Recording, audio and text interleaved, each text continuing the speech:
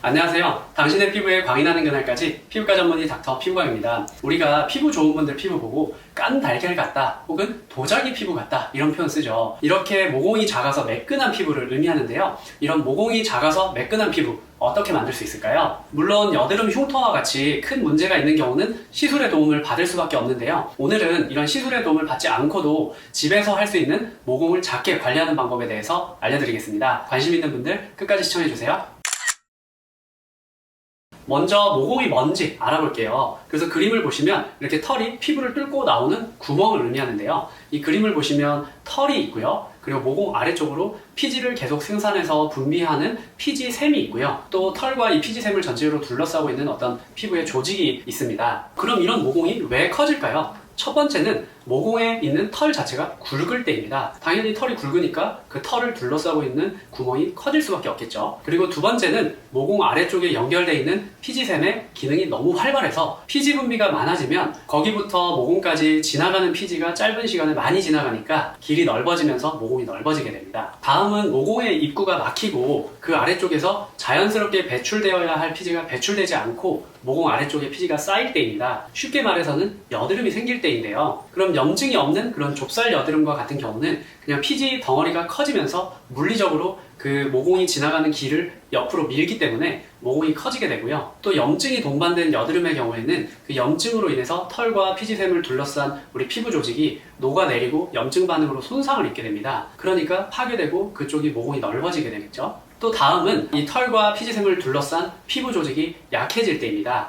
이것은 주로 노화에 의해서 발생하는데요. 콜라겐과 엘라스틴 또 피부의 세포 사이를 채우는 기질들이 줄어들면서 탄력이 떨어지고 흐물흐물해지고 넓어지게 됩니다. 그래서 이런 식으로 넓어진 모공을 보면 보통 세로로 길게 늘어진 모양을 보이는 것이 특징적입니다. 그러면 모공이 작아지게 하기 위해서 어떻게 할 수 있느냐? 아까 말씀드린 거를 다 반대로 하면 되는데요. 털이 굵은 경우에는 레이저 제모 같은 걸 해서 굵은 털을 제거해버리면 되죠. 그런데 이거는 집에서 하긴 좀 어렵겠죠. 다음으로 피지샘의 기능이 활발해서 피지가 많이 나오는 경우에는 피지 분비를 좀 줄일 수 있게 케어를 하시면 도움이 됩니다. 또 여드름이 생겨서 모공이 넓어질 수가 있기 때문에 여드름을 예방하고 치료하는 것이 또 중요하겠죠. 또 여드름이 심하게 염증성으로 생겨서 흉터가 남는 경우, 이런 경우는 여드름 흉터에 대한 시술을 받으셔야 되는데 이 부분은 집에서 관리하기는 힘드실 것 같습니다. 또 노화로 인해서 탄력이 떨어지면서 모공이 커지는 경우, 이런 경우는 광노화를 개선하고 노화를 되돌릴 수 있는 그런 관리를 집에서 해주시면 도움이 되겠죠. 그래서 피지를 적절히 줄이면서 관리하고 여드름을 예방하고 또 노화를 좀 되돌리고 노화를 늦출 수 있는 이런 관리들이 모공을 개선하고 작게 관리할 수 있는 방법입니다.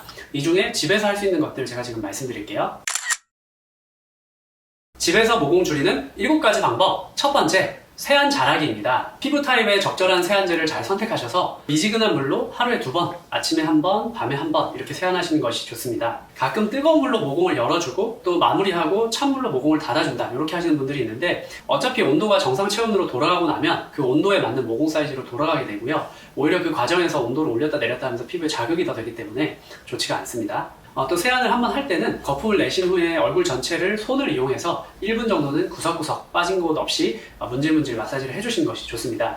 또 헹굴 때도 잔여물이 남으면 그것이 여드름을 유발할 수 있기 때문에 충분히 빠진 부위 없이 헹궈주시는 것이 좋습니다. 또 가끔 뭐 술을 한잔 하시고 얼굴을 씻지 않고 주무신다든지 이렇게 하는 경우가 있는데 그렇게 하면 모공을 막아서 여드름을 또 유발할 수가 있기 때문에 아침 저녁 이렇게 하루 2번 세안하는 것이 모공 관리의 기본입니다. 그리고 두 번째는 보습 잘해주기입니다. 피지 분비가 너무 많은 것도 문제가 되지만 보습을 잘 하지 않고 건조해지는 경우도 문제가 됩니다. 피부가 건조해지면 피부에 염증이 올라가고 또 노화가 촉진되고 그래서 모공이 커질 수가 있는데요. 필요할 경우에는 중간에 덧바르시고 또 물도 충분히 드시고 또 실내가 건조한 환경이라면 가습기도 사용하셔서 실내 습도를 40%에서 60% 사이로 맞추시는 것이 도움이 됩니다. 세 번째는 자외선 차단 잘하기입니다. 자외선은 모공과 상관없다 이렇게 생각하시는 분들 있을 수도 있는데요. 자외선이 우리 피부에 들어오게 되면 우리 피부의 섬유들이 변성되고 녹아내리면서 노화가 촉진되게 됩니다. 또 피부의 염증도 증가하게 되고요. 그래서 이제 모공이 커질 수가 있기 때문에 자외선에 노출되면 우리 모공이 커진다. 이것을 기억하시고 자외선을 잘 피하시고요. 또 자외선 차단제 잘 바르시기 바랍니다. 네 번째는 적절한 제품 선택입니다. 내가 피부 관리를 열심히 그래도 신경 쓰면서 한다고 하는데 자꾸 여드름도 더 나고 빨개지고 모공도 커지고 이렇게 피부가 자꾸 나빠지는 분들이 있어요. 이런 분들은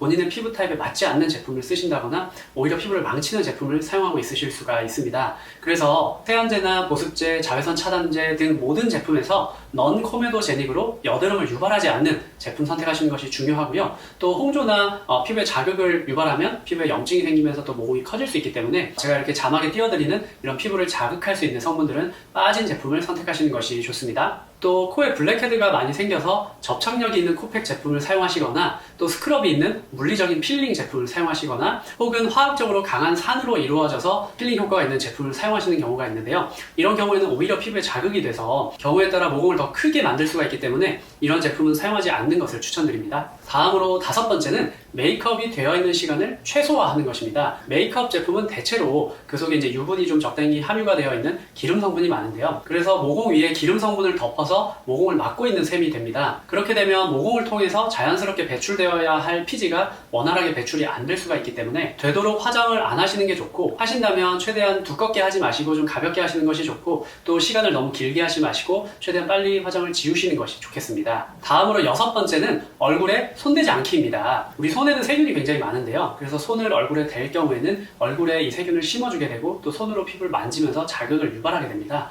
그래서 여드름을 유발하거나 혹은 피부에 자극을 유발하게 되는데요. 또 우리가 얼굴에 여드름이 있는데도 나도 모르게 자꾸 손을 대면서 그 여드름을 뜯는 경우가 있거든요. 그러면 피부에 자국이나 흉터가 심해지면서 모공이 커질 수 있기 때문에 가급적 얼굴에 손을 안 대시는 것이 좋습니다. 그래서 아침에 한 번, 밤에 한 번 세안하고 로션 바를 때 이때 빼고는 얼굴에 손을 대지 마세요. 마지막 7번째는 레티노이드 제품 사용하기입니다. 레티노이드는 피부에서 각질이 모공을 막지 않게 예방해주고 또 피지 분비도 좀 줄여주는 효과가 있기 때문에 여드름이 발생하지 않게 예방하고 치료하는 효과가 있습니다. 또 주름도 개선하고 색소도 개선해서 광노화에 치료 효과가 있는데요. 여기에 모공이 빠질 수 없죠. 당연히 레티노이드를 사용하면 모공도 좋아집니다. 다양한 연구 결과들을 봐도 레티노이드의 일종인 트레티노이드를 사용할 경우 모공이 줄어드는 것이 확인되어 있습니다. 그래서 모공을 생각하면 정말 이 레티노이드를 사용하는 것은 꼭 필요한데요. 다만 너무 지나치게 사용할 경우 피부에 오히려 자극이 유발되고 색소가 심해지고 염증이 심해져서 모공이 더 심해질 수도 있기 때문에 반드시 주의사항을 지켜서 사용하셔야 되고요.